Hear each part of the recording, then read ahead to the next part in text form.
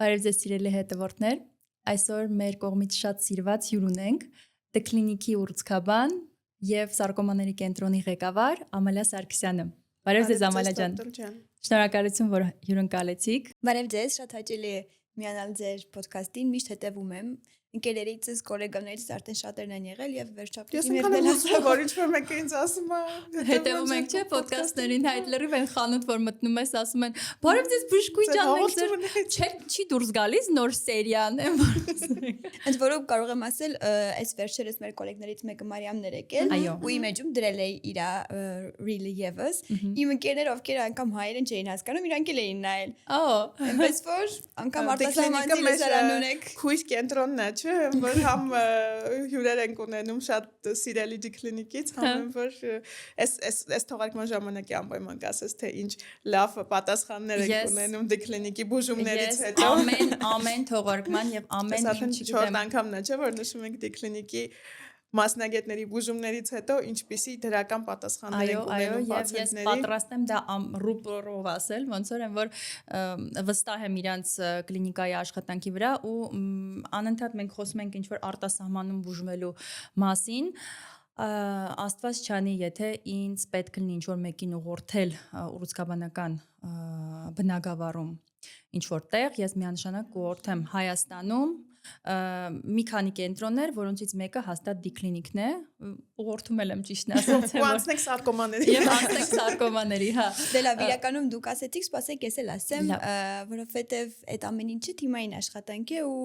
ուռուցքաբանության մեջ ավելի քան այլ ոլորտներում այդ կարևոր է։ Եթե ուղարկում ես միտեղ օրինակ MRT-ի, դա իմ համար կարևոր է ոչ թե ուղղակի ունենալու համար դոկումենտացնելու, որ դա ես արել եմ, այլ դա իրականում փոխելու իմ բուժման մոտեցումը, դրա համար այն տեղը, որտեղ ուղարկում ես ու պատասխան ես ստանում, դուք անմիջականորեն կարող է հետո շարունակությունը չեք իմանում, բայց ամենասկզբից ձեր տված լավ արդյունքի, լավ ճիշտ պատասխանի հաշվին է, որ մենք հետո ճիշտ բուժումը կառուցում ենք ու ստանում ենք։ Դրա համար էս բոլորը իրար շաքաղվեցի։ Ես ուղղակի ոնց քեզ ասեմ։ Մենք միշտ sense ghost մասնագետներ ենք, ստվերային մասնագետներ։ Չես զգացել, այս վերջերս ստվերային մասնագետ չենք, որովհետև հենց Clinic-ից եկած պացիենտները հենց դինամիկայի տեսանկյունից ինչքան են գոհ մնում համ Clinic-ից, համ էլ փաստացի եթե գալիս են իդ մեր մոտ, ուրեմն գոհ են մնում նաև մեր ես կներեկել ես վերջերս Clinic-ի պացիենտը հետազոտությունից մի անգամից հետո մոտեցավ, ասում եմ եկեք չշտապենք, բայց իրոք եմ որ շատ լավ արդյունք եմ տեսնում։ Սկսեց լացել, ես սկսեցի լացել, որովհետև այդ ուղիղ աղու քեյսն է, չէ։ Էլի դուք ուղիղ աղի եք բուժել։ Ես ուղղակի չեմ հասկանում, այդ ինչ շատ լավ արդյունք է, էլի ձեր մոտեցումները։ Քոլ եմ անում, ասում եմ, Մերի հաստատ կետիկ է չես տեսնում, չէ, այդ մարդուն ինչ որ հուսախապ չանենք, ասում եմ, Մերի լացում էր, էլի, ասում եմ, նես չի։ Եթե ինչ այդ кейսի հետ կապված արդեն ենթադրեցի ու մասին է, որովհետև քննարկել էինք էլ, արդեն ճանապարհել ենք նաև կրկնակի բիոպսիայի, որ կոլոնոսկոպիայով էլ հաստատեն ու եթե հաստատվել է, որ ուռուցքային զանգված այլևս չունենք։ Ու հնարավոր է անգամ վիրահատությունից խուսափենք։ Ոչ են վայթով, հա։ Այո։ Կուզենայի այս պահը ասել, որ ամեն անգամ նենց մենք միշտ նշում ենք այս պահը, բայց Ժողովուրդ ջան, ամեն մի ուռուցք չէ, որ պետքա վիրահատվի, շատ ժամանակ եթե դուք ճիշտ օնկոլոգի մոտ եք ընկնում ու ճիշտ ուղղորդում եք ստանում, կարող եք զրոյական արդյունքով դուրս գալ եւ այդ պարագայում watch and wait են անում բժիշկները, այսինքն նայում են եւ սպասում են, տարիների ընթացքում հսկում են այդ ուռուցքը եւ եթե ոչ մի փոփոխություն չի լինում, առհասարակ օրգան պահպան վիրահատությունը միշտ ավելի լավ է, օրգան պահպան տեսակետը ավելի լավ է, համ պալիատիվ տեսանկյունից, համ կյանքի որակի տեսանկյունից։ Ինձ թվում է, ոնց որ էլի գալիս ենք նրան, ինչքան ճիշտ է, որ ճիշտ ժամանակին ենք ախտորոշում ուռուցքը եւ հետագայում նաեւ կգանք սկրինինգային հետազոտություններին, Ամալիա ջան, բայց եթե արդեն անցնենք մեր բուն թեմաներին, այո, Ամալիան սարկոմաների կենտրոնի ղեկավարն է, շատ վատ հիվանդություն է եւ շատ բարդ ճյուղ ես դու ընտրել։ Կուզենայի ընդհանուր պատմեիր ինչ են իրենցից ներկայացնում սարկոմաները եւ ինչ հաջողություններ ունեք դուք ձեր կենտրոնում սարկոմաների բուժման հետ կապված։ Այսպես սկսեմ երևի թե երբ առաջի անգամ գնացի ու իմ ղեկավարներն ասացի ես ուզում եմ սարկոմաներով զբաղվել, ինձ հարցնում էին՝ «Օ, բայց պատրաստ ես»։ Որովհետև այդ պացիենտների այդ աշխատանքը լրիվ տարբերվելու է մյուս բոլոր ուղղությունների այդ աշխատանքից։ Որպեսզի հեշտ պատկերացնենք ինչ են սարկոմաները, դրանք մեզենքիմալ ծագման ուռուցքներ են, որոնք կարող են օրգանիզմի ցանկացած հատվածից առաջանալ, եւ փափուկյուսվածքներից, եւ ոսկորներից, եւ մերաճարներից, այսինքն թոքի նման չի, որ հենց թոքում է ինքը առաջանում, ինքը ցանկացած հատված կարող է լինել, ընդ որում դա նշանակում է, որ ամեն տեղը տարբերվելու է մյուսից, ոչ մենակ իր հյուսվածաբանորեն, օրինակ, չգիտեմ, եթե կրծքագեղձի հյուսվածքով կարող ենք տարբերել իր մետաստազը, բայց իրանք բոլորը կախված են այդ կրծքագեղձից, ապա այս դեպքում, եթե ինքը տեղավորվում է սրտի մոտ, իր թիմում այլ մարդիկ պիտի ներգրավեն, որպեսզի դրա բուժմամբ զբաղվեն, եթե տեղավորվում է որովայնում այլ, ոսկորում այլ, չնայած իրանք հյուսվածաբանորեն կարող է լրիվ նույնը լինեն։ Դրա համար իրանք վարումը, բուժումը էլ ավելի դժվար է դառնում։ Մյուս հարցը, որ էլ ավելի է դժվարացնում են, որ իրանք բազմաթիվ ենթատեսակներ ունեն։ Հիմա մոտ 60-ից 70 ենթատեսակ ունենք սարկոմաների։ Դա մի հատ չի։ Տարբեր հիվանդություններ են, ընդ որում շուտով դուրս է գալիս WHO-ի նոր դասակարգումը, WHO-ի եկեք բացենք, որ World Առողջապահության համաշխարհային կազմակերպության ուռուցքների դասակարգման նոր թողարկումն է լինելու, որը սովորաբար արվում է 5-ից 10 տարին մեկ անգամ, պաթոլոգները, հյուսվածաբանները, այսինքն ուռուցքաբանները բոլորը համակերպվում են միտեղ ու նպատակը ինչու՞մն է այդքան դասակարգելու, որ դրանք որոշակյորեն իրարից տարբերվում են։ Ու բուժումը տարբեր է, մոտեցումը հենց այս վերջերս եմ վերադարձել սարկոմաների նվիրված կոնֆերանսից, որտեղ արդեն իսկ գնարկում էին, թե ինչ է մեզ բերելու նոր դասակարգումը, ու ասացին, որ եւս 60 նոր ենթատեսակ է գալիս, որոնցից բոլորը իրենց մոլեկուլային մարկերներով են տարբերվում։ Այսինքն առաջ եթե գալիս էր պացիենտը, տեսնում էի լիպոսարկոմա, նշանակում է ճարպից առաջացած չալորակ սարկոմա, ինքը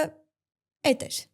Հետո սկսեցին դասակարգել չդիֆերենցված կամ դիֆերենցված, նշանակում է ինքը ինչքան նման էր ճարպին, այդքան ավելի լավ էր, ինչքան կորցնում էր նմանությունը իր առաջնային սկզբնական բջջին, այդքան ավելի վատ էր ու այդքան ավելի ագրեսիվ էր, բայց հիմա անգամ դրանով չեն սահմանափակվելու։ Ենթատեսակներ են լինելու, որոնք միայն մոլեկուլային մարկերներով են որոշվելու ու դրանից կախված մեր մոտեցումները տարբերվելու են։ Եթե վերցնենք սարկոմաների մոտեցումները, այստեղ էլ ավելի կարևոր է ճարագայթային բժիշկների, ախտորոշում անականացնող ռադիոլոգների, վիրաբույժների դերը ու կարևոր է որ հենց սկզբից բոլորը իրար հետ աշխատեն։ Մի հատ բան էի ուստեղ ասել, ինչքան passion-ով ես խոսում դու ընդհանուր այդ սարկոմաների հետ կապված, ոնց որ օրինակ չգիտեմ, ինչ որ գեղեցիկ ծաղիկ լինի, ես լինելով օրինակ բուժառու հաստատ կվստահեի քեզ, որովհետև մարդը եթե այս տիպի սիրով է մոտենում իր մասնագիտությանը, չի կարող ցախողել ինչ որ ամենալավ մասնագետներն են մասնագետներն, ովքեր որ իրենց գործի երկրպագուն են, չէ՞։ Այո, շատ Ինչ մեղքստակցին այո շատ եմ սիրում։ Այս են սարկոմաները, այդ բժիշկների մոտ կա սենց բան, որ օրինակ ինչ որ հետաքրքիր վատ բարդ кейս են տեսնում, սենց են որ հետաքրքրությամբ ոնց որ ինչ որ համով պատար սենց նայում են, ասում են, «Էս ինչ հա, մի հատ ինձ էլ ցույց կտաս», բան այս սենց ու շատ ռադիոլոգների մոտ եմ դա նկատել, փաստորեն օնկոլոգներն էլ են տենց լինում։ Կարող եմ գաղտնիքը բացել, իրականում ինչքան դժվար է դեպքը, այդքան շատ օգնություն տալու հավանականությունը մեծ է։ Բացի դրանից, երբ մարդիկ գալիս են, սովորաբար շատ կարծիքներ լսած են լինում, որովհետև սարկոմաններ իրանք հազվադեպ ուռուցքներ են, միշտ աշխարհի լավագույն երկրներում դրանք բուժվում են մի տեղում։ Ցենտրալիզացիան առաջին քայլն էր, որը արվեց սարկոմաների բուժումը համաշխարհային մակարդակում լավացնելու համար։ Ու այդպիսի հետազոտություններ կան, որոնք տպագրված են լավագույն բժշկական ամսագրերում, որտեղ ցույց են տալիս, որ երբ բուժումը իրականացվել է ռեֆերենս կենտրոնում, որտեղ այսինքն այդ մարդիկ ավելի շատ փորձ ունեն, դա ապրելիության վրա ուղղակիորեն կապ է ունեցել։ Ընդ որում մենակ դեղերը եւ այլն չի, այլ այն, որ ուղղակի այդ մարդիկ մի հատ չեն տեսել սարկոմա իրենց կյանքում, այլ շատ են տեսել։ Այդ մեր նույն ասածն է, որ ռադիոլոգը պետք է լինի օրգանի մասնագետ, այսինքն եթե ինքը կենտրոնացված օրինակ լյարդի պաթոլոգիայի վրա, թիրախային, ինքը ավելի շատ кейս է նայում, հետաբար իր փորձը ավելի մեծ է, ավելի ճշգրիտ կլինի իր ուղղորդումը։ Դրա հետ մենք ոչ մի բան չենք կարող անենք, եթե դու ամիսը մեկ ես առնչվում կոնկրետ հիվանդության հետ, դու արդեն շանս չունես այն մասնագետի կողքը, ով որ այդ հիվանդության հետ առնչվում է, քեզնից 10, 20 եւ ավել անգամ շատ էր, այդպես է։ Նույն մեր փորձը ինչքան շատ է, օրինակ նույն ձեր ուղիղաղույների հարցում կամ օրինակ պրոստատի ուռուցքների հարցում, որովհետեւ մենք օրական կարող է 3-4 кейս նայենք միայն այդ կամ լավ շաբաթվա տեսանկյունից նայենք 10 кейս ու ավտոմատ դու այնքան ես կարդում, այնքան ակո աչքը սովորում այդ տիպի հետազոտություններին, այդ տիպի ուռուցքներին, որ դու կարողանում ես առանց կմկմալու պատասխան տալ կլինիսիստին։ Միանշանակ մենք ինչ որ մի բնակավարից ուժեղ ենք, մի բնակավարից թույլ ենք եւ բժշկության մեջ ոչ մի ինչ որ 100%-անոց բան չկա, այսինքն ինչքան շատ նայես, այդքան ավելի շատ Ես ինքան ուրախ եմ, որ մենք այս ուղու վրա ենք, որովհետև ու այդ adekvat մոտեցումը, երբ կլինիսիստը քեզ զանգում է, դու իրան ասում ես, դու ես սկսում իրան հարցեր տալ, դու ես իր հետ բացում, կարդում, բայց դա ինչի է բերում մենակ մի բանի, որ հաջորդ անգամ նման իրավիճակի հետ առնչվելուց դու ավելի կունենաս այդ փորձը ու միանշանակ պացիենտի համար ինչքան լավ է դա։ Միանշանակ։ Մեր գոլեկաներից մեկը անդադ ասում է հիվանդակենտրոն գաղափարը եւ դա շատ ճիշտ է, որովհետեւ մենք էլ ենք այդպես աշխատում, մենք սրտացավ ենք մեր պացիենտների համար, մենք նես չի որ кейսա նայեցինք ուղարկեցինք։ Ու ես ձեզնից էլ եմ դա զգացել եւ դա շատ գովելի է, կուզենամ որ շատ ավելի շատ մարդիկ իմանան ձեր կենտրոնի մասին, չնայած վստահ եմ որ ձեզ թեկուզ այլ կենտրոններից գիտեն, ուղղակի կուզենայի իմանալ, կուզենայի ասել, որ կա տենց կենտրոն, D-Clinic, որը ամբողջությամբ պատասխանատվություն է կրում ձեր ուռուցքային հիվանդության մասին վերաբերյալ եւ իրանք ձեզ շատ ճիշտ կուղորդեն հետագա ձեր քայլերի հետ կապված։ Ես կուզեմ այստեղ համաձայնել ձեր հետ, միանշանակ կարևոր է որ մասնագիտացում ունենաս կոնկրետ ոլորտում։ Ամեն ինչից լավ լինել ուռուցքաբանության մեջ չես կարող։ Հաշվի առնելով ինչքան արագ է զարգացումները գնում, բացի դրանից նույն այդ փորձը պիտի չբավարարվել այն ինչ որ դու ունես։ Ես դրա հետ կապված մեկնել եմ Իտալիա ու այնտեղ մոտ կես տարի գտնվել եմ Միլանի Ինստիտուտո Նացիոնալե դե Տումորի հիվանդանոցում, որտեղ իրանք բաժանմունքը միայն սարկոմաներին է նվիրված եւ 11 բժիշկ միայն սարկոմային նայում ամեն օր կոնկրետ խնդրի ամբողջ դիզայն Իտալիայից գնում էին այնտեղ որովհետեւ ես մի բան էլ կուզենամ ասեմ Ամալիային հազիվ ենք վերել մեր ստուդիա որտեվ անդադ երկրում չի անդադ ինչ որ վերապատրաստման է այդ առիթով իրականում կարող եմ ասել իմ պացիենտները որ ինձ զանգում են առաջին հարցը իսկ Հայաստանում եք WhatsApp-ով են չէ ավտոմատ զանգում բաց կապով հնարավոր չի դες կապել կուրսին արդեն սովորել են ճիշտ ասած բայց դեմ չեն կարողանում ենք այդ ամեն ինչն էլ կազմակերպել դե կարևորը շատ ուժեղ թիմ ունեք աշխատող ցանկացած պարագայում եթե դուք ներկապային երկրում չեք մնացյալ թմի անդամները կարողանում են ձեր տեղը full փակել եւ շատ մարդկանց համար պետք է նշանակություն չունենա թե որ բժշկի մոտ է գնում հիվանդը այլ պետք է նշանակություն ունենա թե որ կենտրոն է գնում քանի որ թիմը պետքա մի ձևով միատիպ աշխատի պետք չի որ մեկը օրինակ այս ճանապարհը բռնի աշխատելու մյուսը այն ճանապարհը ընդհանուր մի գաղափարի շուրջ պետք է հավաքված լինեն բժիշկները այդ առումով կարծում եմ առանց չափազանցնելու ձեր թիմի մասին բան չասեմ դուք եք լավ բայց մեր թիմի այդ թիմայինությունը միշտ երևում է միշտ զգացվում է իմ արտասահմանի ընկերները ինձ հաճախ հարցնում են բա ոնց է լինում որ դու կարող ես 10 օրով հանգիստ ելնել գալ ու ես բոլոր կոնֆերանսներին հանգիստ կարողանում եմ գնալ առանց մտածելու թե վայ ես արդեն մի ամիս եղա որ այնտեղ չեմ ասում է բա ով է քեզ փոխարինելու հիվանդներից ով է տեղ լինելու ասում եմ մյուսները կոլեգներս ու դա շատ նորմալ է ու ի սկզբանե այդպես եղել բոլորը բոլորից տեղյակ են իհարկե վարող բժիշկը մեկն է որոշում կայացնելու ժամանակ քո հետ քննարկելու են ու ոչ մենակ քո հետ մենք միշտ այդ ամեն ինչը քննարկում ենք մեր թիմ միտինգների ժամանակ tumor board-երի որոնք լինում են եւ մենակ մեր հիվանդանոցի ներսում այսինքն մենակ մեր օնկոլոգներով նաև ավելի ծավալուն դեպքերը երբ ընդգրկում ենք վիրաբույժներին, ճարագայթային բժիշկներին, ռադիոլոգներին ու քննարկում ենք իրար հետ։ Դա շատ վառ օրինակ է, ես 2 շաբաթ առաջ զանգեցի քեզ 3 պացիենտի հետ կապված, 2-ը քոնն էին, այն մյուսը քոնը չէր, ու ասեցիր, հա, սա այն մյուս բժիշկի։ Այո, քեյսից տեղ եկել շատ հաճելի է, որ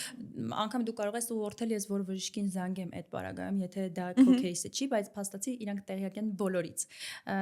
Հիվանդակենտրոնությունը մեր առաջնահերթ գաղափարն է, էլի, այս սաղ թողարկումների ընթացքում։ Այն օրը մի բան ասեմ, պացիենտ էին նայում, ովքեր շատ տեղեր եղել էին արդեն իսկ ու գալիս են, այսպես ասեմ, առաջին հայացքից նայում են ինձ շատ երիտասարդ եմ երևում։ Ընդ որում, եթե ինչ իմ տարեքից էլ եմ երիտասարդ երևում, չնայած երիտասարդ եմ, առաջին հայացքից ես զգում եմ այդ հերո գնալը։ Նայում են, ասում են ինքը, մանավանդ որ ներկայացնում են, բայց նստում են, սկսում եմ խոսել ու հետո լրիվ փոխվում է։ Այդ նույն մարդիկ, ովքեր շատ տեղեր էին եղել, հարցնում էին Ֆրանսիայի որ լավագույն կենտրոնը տանեմ իմ մամային, որ ամեն ինչ լավ լինի, վերջում ինձ ասում էին, հա, իմ տատիկը 101 տարեկան է լինել, որ գար ձեր մոտ կհամաձայնվեր քիմիա ստանալու։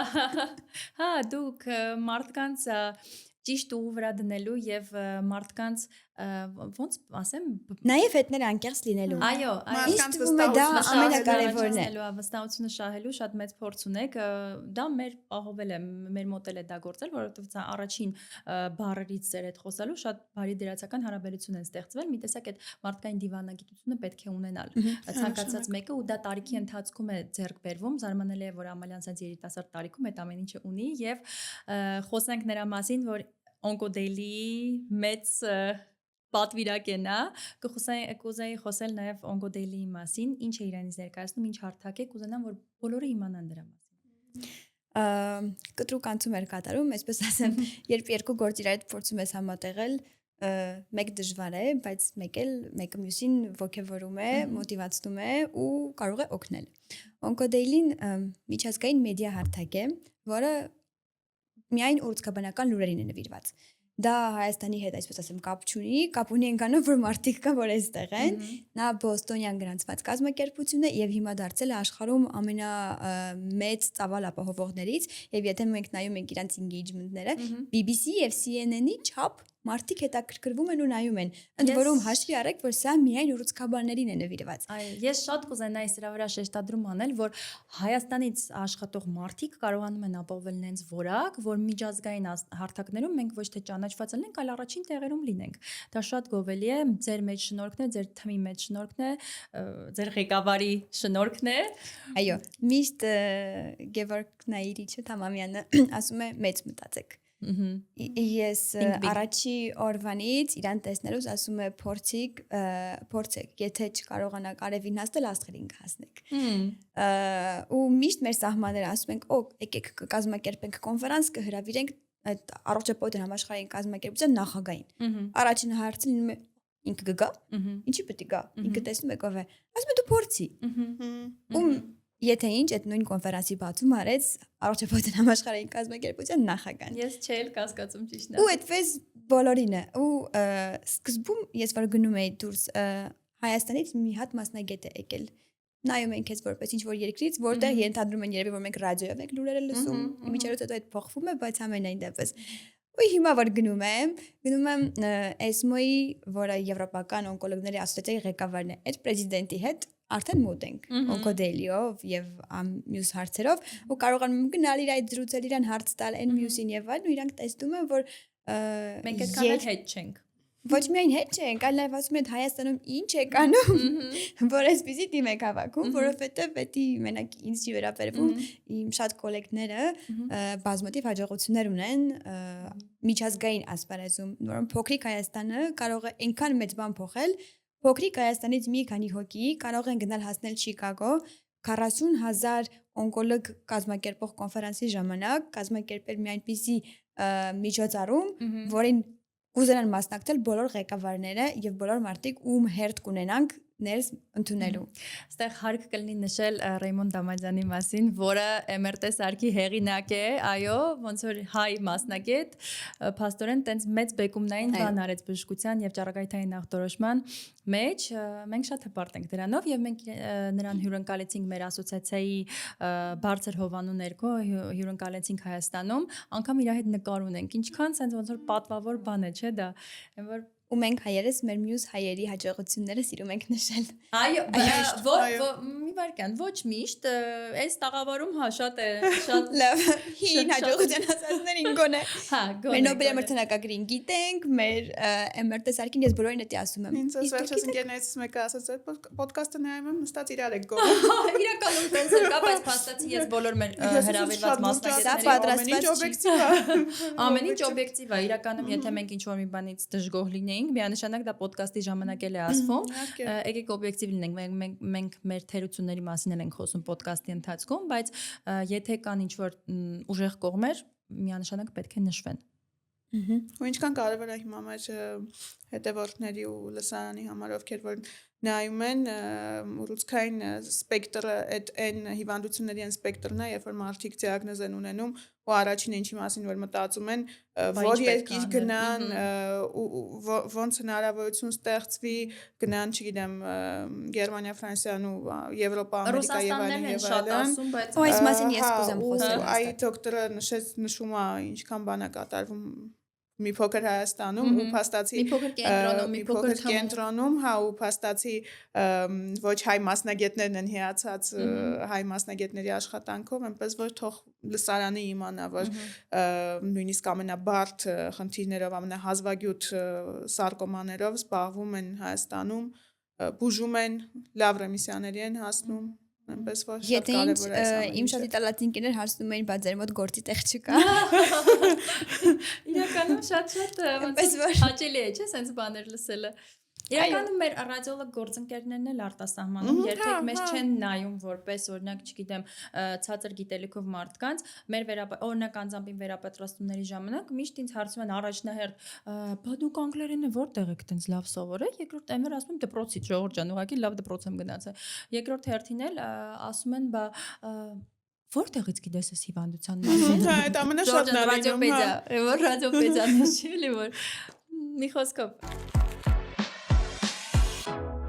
MRT ոդքասթի գործընկերն է MRT կլինիկը։ 3 տեսլահզոր MRT սարք, փորձառու բժիշկ ռադիոլոգներ, պատասխանները տրամադրվում են ընդամենը 1-2 օրում։ Մեզ մոտ ամենամատչելի արժեքն է, գործում է առողջության համընդհանուր ապահովագրություն, ինչպես նաև անհատական ապահովագրություն։ Ձեր MRT-ն MRT կլինիկում։ Գովքից բացի եկեք անցնենք մեր բուն թեմաներին, ձեր սարկոմաների բուժման հետ կապված կասեք մոտեցումները եւ ձեր ընդհանուր արդյունքի մասին կուզենայի խոսել։ Որ սարկոմաներից խոսենք, ինձ թվում է կսկսեմ ախտորոշելուց։ Հայաստանը փոքր երկիր է, սարկոմաները համարվում են հազվադեպ հիվանդություններ, երբ տարեգիրքն էի նայում, մոտ 60-ից 100 кейսեր գրվում, որ սարկոմաներով տարեկան ախտորոշվում է, բայց պատկերացրեք ինչքան ենք բաց թողնում, որովհետև շատ հաճախ ուղղակի վիրահատվում են, երբեմն հյուսվածաբանություն անգամ չի արվում, կարող է մտածում են, չգիտեմ, լիպոմա է, հեռացրեցի, վերջացրեցի, եւ այդպես գնում է ու լիքը դեպքեր մենք ուղղակի չենք տեսնում։ Որովհետև երկրորդ կարծիքը չի գնում ու իրանց բարբերաբար կարող է վիրահատեն այդպես 2-3 տարին մեկ անգամ էլի եթե արվում է վիրահատություն պարտադիր չի գիստալոգիան որոշ դեպքերում հիմա արդեն պարտադիր է շատ բան տարիների ընթացքում շատ բան է փոխվել բայց շատ չգիտեմ էսթետիկ կենտրոններում կարող է գնան ու ձեռքից ինչ որ մի հատ գոյացություն է հեռացնեն ասեն այսի ճարպագունդեր ու հետո տարիներ հետո մեկ է ընդ որում ոչ տարիներ հետո կարող ամիսներ հետո նմանատիպ իման հայտնվում է ոտքում մյուս հատվածում այդպես շարունակաբար հեռացնեն դա էլ կարող է լինել մեծ կենտրոնում ենք որ այդ դոկտորը ասած կոսմետիկ կենտրոններում նու չեմ ուզում ատաբանել իհարկե այնտեղ են մասնագետներ աշխատում եւ այլն բայց երբեմն կարող է մարդիկ ինքները չեն ուզում հա այնպես որ չես կարող մեղադրել ու ոչ մենակ բժիշկների հարցն է բայց եթե այդ ախտորոշման փուլերով կանք շատ կարևոր է առաջինը զննումը սարկոմաների դեպքում ավելի քան մյուս բոլորի դեպքում, որովհետև իրանք արտաքինից հաճախ երևում են։ Դա երևում է գոյացություն, ցավացնում է, մեծանում է, ցանկացած գոյացություն, որը 5 սանտիմետրից մեծ է, պիտի հետազոտվի։ Ընդ որում, այս դեպքում սկսում ենք ոչ ինվազիվից։ Փափուկ հյուսվածքային սարկոմաների դեպքում առավել քան մյուս հիվանդությունների առաջին ոսկե ստանդարտը MRT-ն է։ Ընդ որում MRT-ն մեզ օգնում է հասկանալու համար ինչպիսին է իր դասավորվածությունը, մյուս հյուսվածքների նկատմամբ իր տեղակայումը, որը որոշելու է հետո արդյոք վիրահատությունը լինելու է այդ ծավալով, կարող ենք մենք դա անել թե չէ, եւ այստեղ մի հատ շատ կարևոր նյուանս կա, մարդիկ հաճախ գալիս են, ասում են MRT անեմ թե PET ավելի լավ չի միանգամից պետքատե անեմ ամեն ինչ տեսնեմ այո ցավոք մեզ էլ են գալիս շատ այդ հարցով այո ցանկացած պարագայում մի հիվանդությունը պետք է ունենա մուլտիմոդալ մոտեցում այսինքն դուք պետք է սկսեք արյան անալիզի հետազոտությունից վերջացրել գործիքային հետազոտության տեսանյութ կարող է բոլոր տեսակները դուք անցնեք այսինքն եւ պետ եւ կատե եւ MRT պացիենտ ունեի ով որ ում որ նշանակվել էր MRT լյարդի օջախների կապակցությամբ նա ինքնուրույն որոշել էր որ չէ ամենալավ հետազոտությունը պետն է գնացել էր պետի այդ պատասխանի մեջ գրված էր որ անպայման անհրաժեշտ է հավելյալ MRT հետազոտություն եւ այսպես ասած ճղային եկել էր MRT-ի բա ոնց կարելի է պետը ավելի բարդ է թանկ է եւ այլն բայց մենք միշտ ասում ենք չենք հոգնում եկեք այս անգամ էլ ասենք որ տարբեր մեթոդները հետազոտության երբեք մեկը մյուսի տեղը չի արվում այլ մեկը մյուսին լրացվում է եւ կան որոշ իրավիճակներ, որոշ հիվանդություններ, գոյացություններ, ուռուցքներ, որ միանշանակ պետք է MRT պետը բարդ հետազոտությունն է, պետը ամբողջ տարբեր որոշ չափեր կան, որ պետը չի վիզուալիզացնում, այո, այնպես որ մեր լսարանի համար թող այդ միշտ մենք հնչեցնենք, որ այո, բոլորը լավ հետազոտություններ են, բոլոր սարքավորումները պետք են, բայց միշտ պետք է ձեզ մասնագետը ուղղորդի, թե տվյալ խնդրի դեպքում որ հետազոտությանը պետք է գնալ։ Այո, PET-ը եւ MRT-ն չենք ասում մեկը մյուսից ավելի լավն է, չի նշանակում որ մեկը մյուսից ավելի վատն է։ Ամեն մեկը իր ցուցումը ունի։ Օրինակ, այդ նույն, այո, դրանք միանշանակ կոմպլեմենտար են։ Նույն պացիենտին, նույն հիվանդության հետ կապված կարող է անենք եւ նա, ու ամեն մեկի նպատակը տարբեր է։ Նույն պացիենտին մենք կարող ենք ուղղորդել եւ PET-CT-ի, իմանալու համար իր տարածվածությունը, այսինքն, չգիտեմ, եւ սարկոմաների դեպքում, օրինակ Ewing-ի սարկոմաների դեպքում PET-CT-ն շատ կարեւոր է։ Ու իրան անում ենք նախկինում արվող երկկողմանի տրեպան բիոպսիաների, ոսկրածուծի բիոպսիաների եւ այլն փող դրացնելու համար, որովհետեւ ոսկրածուծել կարող ենք նայել, բայց այդ նույն պացիենտին վիրահատությունից առաջ, եթե օրինակ ձեռքում է կամ թիակում է, ուղարկելու ենք նաեւ MRT-ի, որովհետեւ PET-ով մենք կտեսնենք, որ այո, այդտեղ ուռուցք է, այդտեղ ակտիվ է, այլ հատվածներում բան չկա, բայց տեղում թե ինչպես իրավիճակ է, ու ինչպես կվիրահատեն, այո, դուք ավելի լավ կասեք։ Այո, պետք է նշել, որ այդպիսի գոյացությունները իրանք ագրեսիվ գոյացություններ են, իսկ ագրեսիվ գոյացությունը առաջացնում է հարակից այտուց, որը որ MRT-ն իդեալական վիզուալիզացնում է, իսկ դա կարևոր է վիրաբույժի համար իմանալու մտնի ինչա տեսնելու այդ հատվածում։ Ես կարող եմ հավելել նաև հիմա կասեք իմ սարկոմաներն ինչ ձև եմ նայում, ընդ որում կոչվում եմ իմ սարկոմաները։ Այստեղ եւս մի բան կա, որը շատ կարևոր է, եթե սովորական ստանդարտ կատեներով եւ այլն ձեր բոլոր կրիտերիաները դրեցիստները եւ որոշման չափը շատ կարևոր է, օրինակ թոքի քաղցկեղով պացիենտ է, իրան բուժում ես անում, հետո 3 ամիս հետո ստուգում ես, համեմատում ես ինչպես են փոխվել չափը, չէ՞։ 3 սանտիմետր դարել է 1.5, հաշվում են հատուկ կրիտերիաներով ձերել չեմ խորանա ու ասում եք լավ պատասխաներ։ Սարկոմաների դեպքում երբեմն այդպես չի։ Երբեմն իր չափը կարող է ընդհանրապես չփոխվել։ Այնուամենայնիվ ինքը ունենալ շատ լավ բուժմանը պատասխան։ Դա հաճախ է բարձրաձայնվում, որ մենք չունենք համապատասխան կրիտերիա, որը այնպեսին լինի, ինչպեսին ռեցիստն է, մտածում են, որ overall response rate-ի որոշման համար ուրիշ բան է պետք։ Դա իրանից ենթադրում է այդ նույն հյուսվածքի սահմաններում, օրինակ MRT ենք անում կրկնակի, ինքը չափերով լրիվ նույնն է, բայց մեջը ավելացել են նեկրոզի զոնաները, քայքայված տեղամասերը, հեղուկի մակարդակը, ու երբ ինքը կառուցվածքն է փոխում կամ լիպոսարկոմա է, ինքը ճարպից առաջացած է, ինքը սկսում է էլի հետ գնալ ու ճարպի նմանվել, արդեն ասում ես, որ ահա բուժմանը պատասխան է տալիս։ Ընդ որում չափը կարող է լրիվ նույնը մնալ, անգամ կարող է մեծանալ երբեմն։ Այդ ռեսիստի հետ կապված դա համեմատաբար նոր մեթոդ է գնահատման բուժման պատասխանի, ոնց եք դուք վերաբերվում ռեսիստին, որովհետև մենք դեռ ոնց որ չենք վերաբերվում ինչ որ ձևով, նենց չի որ ինչ որ ձևով խորացել ենք այդ կոնկրետ բնագավառի մեջ, բայց հետագայում ենթադրում եմ, որ կարող է նենց լինի, որ ամբողջ աշխարհը անցնի ռեսիստի։ Հիմա բոլոր կլինիկական հետազոտությունները, որոնք ամբողջ աշխարհում իրականացվում են, կրիտերիան լինում է ռեսիստը։ Այդ ինչի է կարևոր, որպեսզի Հայաստանի մասնագետի տված, Ամերիկայի մասնագետի տված, Ֆրանսիայի մասնագետի տվածը նույն չափորոշիչներով ուղղորդված լինեն ու երբ համեմատելու հարց լինի, անպայման չլինի, որ եթե Ֆրանսիան այդ հետազոտությունը անում, իրանք ամեն անգամ նայեն ձերը։ Բայց այնքան հակասական է ճիշտ ասած այդ ռեսիստը, մի տեսակ Ենթադրաբար ամեն հիվանդության համար իր չափորոշիչներն են պետք։ Ինդիվիդուալ են, չէ՞, մենք ինչքան որ ուզում ենք նույն ձև աշխատել, մեկ այդ ինդիվիդուալությունը կա ու երբեմն այո, բայց ես հնարավոր է մի քիչ այդ հնաոճ լինի, բայց որոշ սահմաններ սիրում եմ։ Որոշ չափորոշիչներ, որոնք կնույնականացնեն, կստանդարտացնեն պետք է։ Այո, մեր կենտրոնից որ պատասխան է դուրս գալիս, դուք գիտեք, որ միանման է գրվում, հա, կարող է ինչ-որ ձեռագրի տարբերություն լինի, բայց օրինակ չգիտեմ, կրանիոկաուդալ չափը միշտ երրորդ չափն է։ Գիտեք, դա էլ է շատ կարևոր, երբ որ օրինակ ես նայում եմ համեմատական հետազոտություն, իսկ էլի չհոգնենք մեր հետևորդներին հիշացնենք, որ երբ որ դուք ունեք այդ որոշ դիագնոզ ու գնում եք հերթական հետազոտության, ինչքան կարևոր է որպեսզի դուք այդ նախորդ հետազոտությունների պորտֆելը ունենաք, բայց ինչ էի ուզում ասեմ, ինչքան հարմար է մեր թվում, որ երբ որ ես նայում եմ քո նախորդը արել ես դու, հիմա ես դինամիկան նայում եմ ես, ու ես քո գրած չափսը կարողանում եմ գտնել դու ոնց ես չափը, որովհետև մենք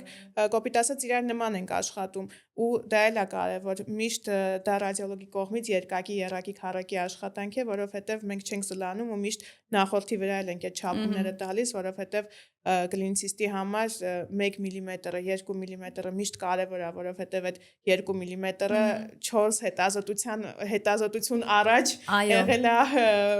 8 մմ, իսկ դա շատ կարևոր է, այնպես որ Դու էլ հիշեցիր բժշկուհի Տրաֆիմենկոյի ասած օրինակը, որ ինքը մի մետաստազ էր հսկում երկար տարիներ ու ոնց որ 5 տարի հսկում է ու 5 տարի մի միլիմետր ընդամենը մեծանում այդ մետաստազը, այսինքն բայց համեմատ նախորդ ամենաառաջին հետազոտության փաստացի տարիների ընթացքում նա մի քանի սանտիմետր էր մեծացել։ Փաստացի ինքը պետք է համեմատականը անի ամբողջ իր կյանքի ընթացքում, թե չէ մի անգամ եղավ կարող է ընդհանրապես առանց դինամիկայի գրվի այդ հետազոտությունը, եւ որովհետեւ 1 թե 0.05 մմ-ի տարբերությունը տենց մեծ էական տարբերություն չի ներկայիս հետազոտության ժամանակ, բայց տարիների ընթացքում իրան նայելու պարագայում պրոգրես է փաստացի։ Դրա համար միշտ պետք է հիվանդակենտրոն լինել եւ մտածել մի ուղությամբ քո թմի բժիշկների հետ։ Ենթադրում եմ դրա համար էլ կարծում եմ կարևոր է նույն դեպքերը քննարկելը կրկնակի անգամ, էլի նույն թիմով, երբ հարցնում են դե որտեղ անեմ իմ MRT-ն, ասում եմ որտեղ եք նախորդը արել։ Ու հաճախ ես ուզում որ նույն մասնագետը նայի, նույն ձևով։ Ճիշտն ասած ես էլ եմ այդ խորհուրդը տալիս, անգամ եթե մեր կենտրոնում չի անցած, եթե վստահ եմ որ այդ կենտրոնը բարեխիղճ է աշխատում եւ ես իրանց գրած պատասխանի վրա վստահ եմ,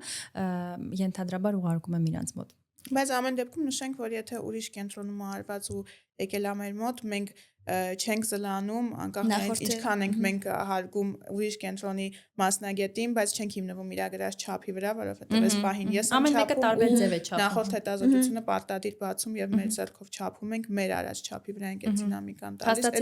Այս իրականում ինչքան կարևոր հարցեր են ու դու փաստացի կրկնակի գործ ես անում, այսինքն դու նայում ես համ նախորդ հետազոտությունն ես նկարագրում, համ ներկայիս հետազոտությունն ես նկարագրում, բայց փաստացի այդ անում ես ճիշտ պատասխան տալու համար, որովհետև շատ ժամանակ գալիս են, ասում են դե բժիշկ ջան, նախորդը չեմ բերել, նախորդ դիսկը չեմ բերել, գրածով խնդրում եմ կարող եք համեմատական անել։ Դա հաստատ իմացեք տարբերակ չի ոչ մի բժշկի համար եւ երկրորդ հերթին ասում են դե լավ դուք ինչ տեսնում եք այն էլ գրեք, այո, բայց կարող օրինակ տարական օրինակի վրա գրիժան չափելուց ես չափում եմ իրան 7 մմ, ուրիշ մասնագետը իրան չափում է 8 մմ։ Բայց դա նույն գրիժան է։ Բայց դա նույն գրիժան է, փաստացի դա գրիժայի պրոգրեսիա չի, այլ ուղղակի ամեն մի մասնագետ իր չափման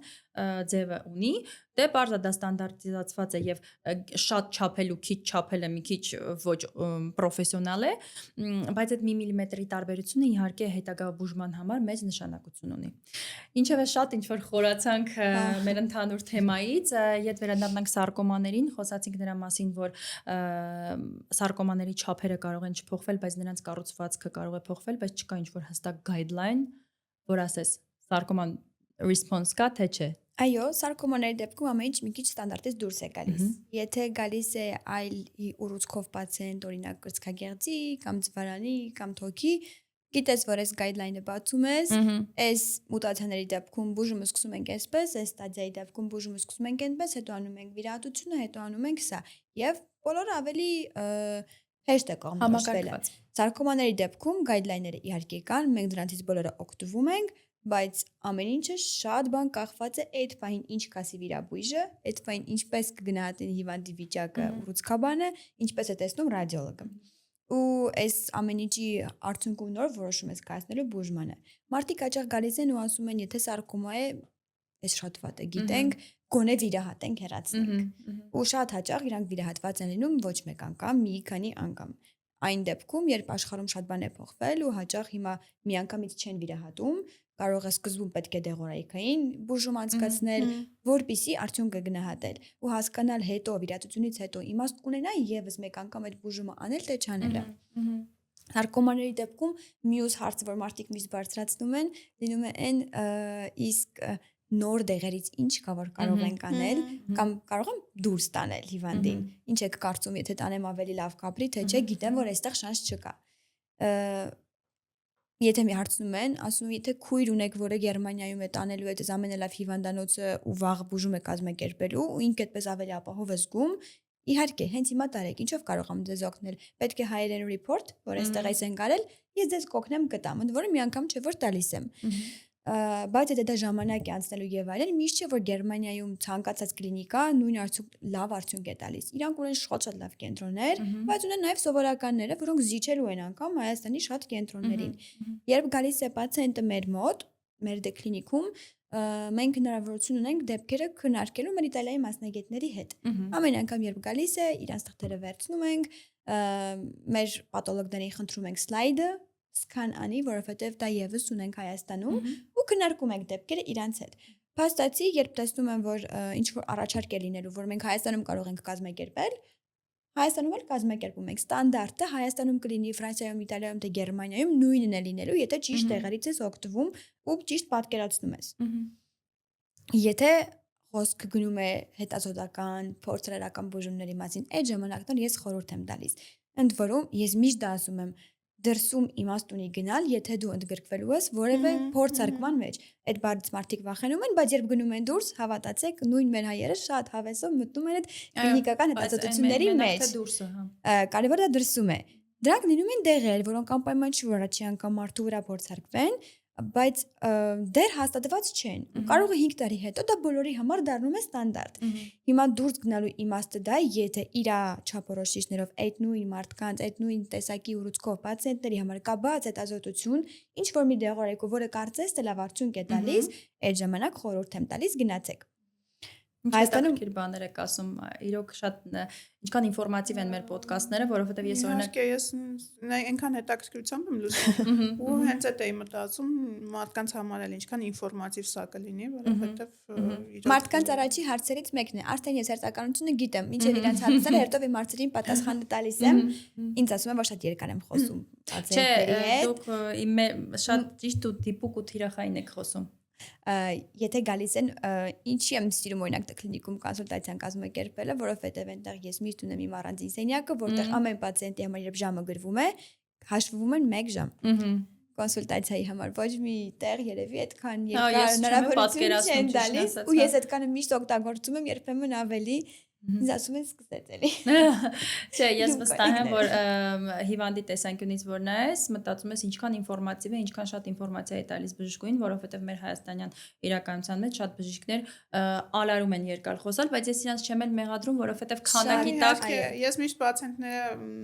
սիրում են այդ առումով բողոքել, ես միշտ ասում եմ հավատացեք այսքան երկար ոչ մեկ չի խոսում ձեզ հետ։ Չէ, այդ մյուս կողմը նկատի ունեմ, միշտ ասում եմ հավատացեք, ինքը ձեր հետ երկար չխոսած, բայց ինքը երկար քննարկել է ձեր кейսը ու զբաղվում է ձեր кейսով, բայց դե մեկ ամարտիկ միշտ ուզում են, որ իրանց պատասխանները, հարցերը ստանան պատասխաններ։ Այս էլի հոգեբանական կողմին են գալիս, որի մասին մենք քննարկում ենք ունեցել Մարիամի հետ Մայլյան, այսինքն ավելի շատ ուռուցքաբանները մեծ մասը հոգեբաններ են նաև պացիենտների համար, ոչ մեկ տենց չորով չի դնում, ասում գիտեք դուք ունեք ուռուցք, բարև ձեզ։ Բոլորը ինչ որ շատ զգուշ են գալիս այդ հարցի քննարկմանը եւ մաքսիմալ կոմֆորտ մարդ են փորձում լինել կոնկրետ այդ մարդու համար, որովհետեւ այդ մարդը ունի օգնության կարիք առաջնահերթ։ Այստեղ ես շատ նուրբ անդրադարձ կկատարեմ իմ սարկոմաներով մյուս թիրախային խմբի, որը ջահել մեծահասակներն են, այդպես են կոչվում։ Young adults, դա 18-ից մինչև 30-35 տարիքն է։ Սարկոմաները հիմնականում մանկական տարիքում են լինում եւ մյուս պիկը այդ երիտասարդ տարիքն է։ Այս տարիքի մարդիկ լրիվ ուրիշ են։ Իրանց հետ իմ աշխատանքը լրիվ ուրիշ է։ Ու ես չեմ զրանա 1 ժամը 2 կդառնա, իրանց հետ քննարկում ես ոչ միայն բուժումը, այլ նաև այնպիսի հարցեր, որոնք չեն բարձրաձայնի 70-80 տարեկան մարդիկ, իրանց դասերը ինչպես են լինելու, իրանց ընկերներն ինչպես են իրանց տեսնելու, իրանց համար այդ մազերը թափվել, չթափվելը լրիվ ուրիշ կողմ ունի, իրանց մեկը որ հետո հետ է գալիս, այս պահին ինչպես է լինելու։ Եվ դրա համար իրանց այդ աշխատանքը լրիվ ուրիշ է, բայց հավատացեք, եթե տեսնեք, ասում են Ամալիա քո մանկապարտեզը, ունեմ 18-19 տարեկան պացիենտներ, ում հետ ոչ միայն բուժումը ուղղակի դեղորայք ենք տալիս, այլ բուժում ենք իրար հետ անցկացնում։ Իրար հետ քննարկելով, իրանց ծնողները ասում են, իրանք բան չգիտեն։ Ասում եմ լավ, այդպես ասեք։ Խնդրում եմ, որ դուրս գան Ամալիա ծնողները։ խոսելու ոճը ոնց որ հոգեթերապևտի Այո, ինչքան հաճելի է ու հաստատի ձայնով եւ դուք համ հուզվում եք պացիենտի հետ, համ ուրախանում եք լավ ռեսպոնսի ժամանակ, համ Իրանցից տխրում շատ։ եք։ Եթե ինչ ամեն անգամ որ պատասխանը գալու ասում եմ վայ ես իմ բանին է, Հա, պետք է նայեմ որ գալիս է Տենց էլ ինձ պատասխանը։ եք զանգում, Ամալիա ջան, որ մենք ինչ կա իմ պացիենտի մոտ։ Իրականում շատ sense ջերմ ու լավ զրույց ենք ունենում ու բայց մեր ժամանակը սահմանափակ է։ Ես կուզենայի եւս մեկ անգամ շնորհակալություն հայտնել sense լավ բարի միջավայր ստեղծելու համար մեր ստուդիայում եւ ինֆորմատիվ զրույցի համար, որովհետեւ սարկոմաները շատ բարդ ասպեկտ է բժշկության եւ անverջ կարելի է խոսել սարկոմաների մասին։ Մեկի ժամանակ ասացի, որ մեր հյուրերը պետքա մի շրջանով էլ գան ու արդեն կոնկրետ кейսեր քննարկենք, ոնց որ այս անգամ ծանոթանում ենք, ներկայացնում ենք, բայց կոնկրետ кейսերը միշտ ավելի հետաքրքիր են, այնպես որ մի անգամ էլ ենք սպասում։ Հաստատ սպասում ենք ու շատ շնորհակալություն, որ սենց զարգացնում ենք Հայաստանի բժշկությունը բոլորով։ Շնորհակալություն, որ եկաք ու Ձեզ էլ եմ շնորհակալ։ Իրականում բարձրաձայնելու խնդիրները, որոնք մարդիկ կարող է ուզենան հարցնել տարբեր մասնագետների, բայց կարող է այդ պահին չի ստացվի կամ հարմար չի, հիմա այսպես նայելու են ու շատ բան իմանալու են, իսկ սարկոմաների առումով MRT մասնագետների հետ սերտ համագործակցությունը շարունակվելու է, որովհետև հավատացեք, ավելի կան մյուս ռուսների դեպքում, այստեղ գերկարևոր է այս ամեն ինչը համադրել, որովհետև դա ոչ միայն բուժումն է այդ պահին որոշելու, այլ նաև հետագան։ Շատ շնորհակալություն վստահության համար։ Այո, սիրուն նոտայի վրա հիշեցնենք, որ MRT podcast-ի գլխավոր գործընկերը MRT Clinic-ն է։